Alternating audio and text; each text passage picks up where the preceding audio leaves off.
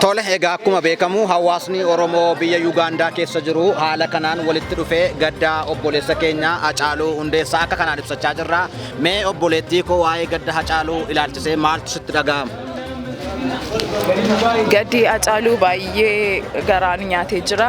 Dhaamsa xinnoon qaba uummata Oromootiif saba Oromootiif harka wal qabannee tokko taanee akka walii wajjiniin kaanudha kan hin jedhu. Kanadha dhaamsi koo. Maaloo addan bayinaa tokko ta'a. Diinaaf immoo karaan laatinaa tokko ta'ati. Diina keenya walumaa wajjiniin falmannaan jedha. Galatoomaa.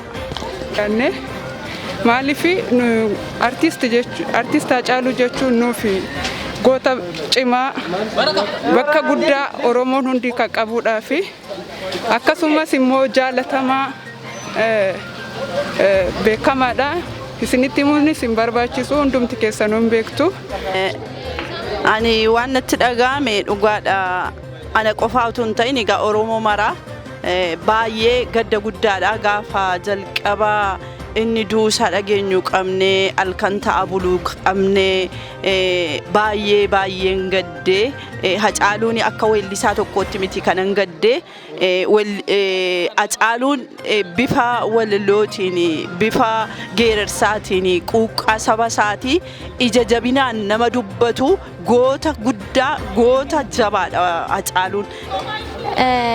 Maatii Hacaaluu, harmee Hacaaluu, abbaa Hacaaluu.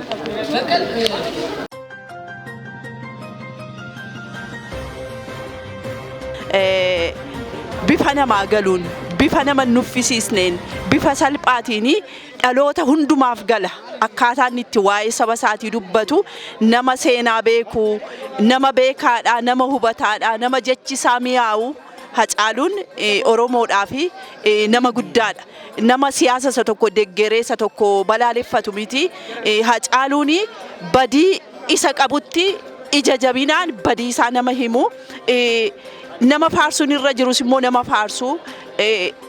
Haala kamiin iyyuu eenyuunuu nama hin sodaanne nama warra biyya bulchan hundumaa dura dhaabate ija jabinaan du'a lubbuu waan ittiin bakka buusan hin qabne lubbuu isaa of wareegee.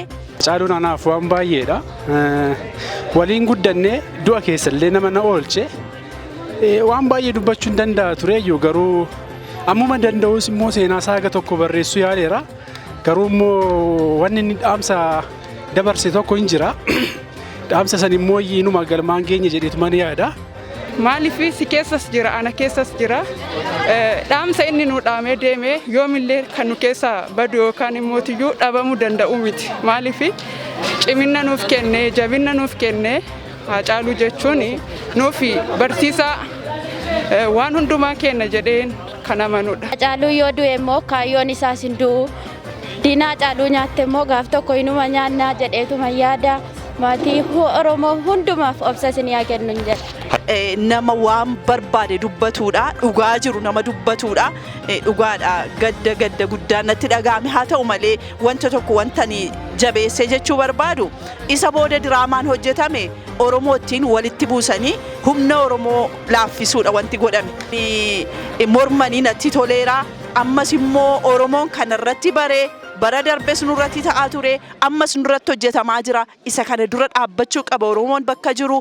Kanaaf tokkummaan hajabaatu. Wanti ta'aa jiru biyya alaattis baay'ee nama boonsa. Jabaadhaa Oromoo, jabaadhaa. Garbummaan hin hafnu guyyaa tokko bilisoomna. Waaqayyo haqa keenyan baasa. Saba rakkatee, saba miidhamaa jiru. Hacaaluu qofaa miti Oromoo kumaatamaan ajjeesaa jiru gara jabinaanii. Garuu Waaqayyoon faradaa, Waaqayyoon immoo nu wajjin jira. Jabaadhaa siniin jira.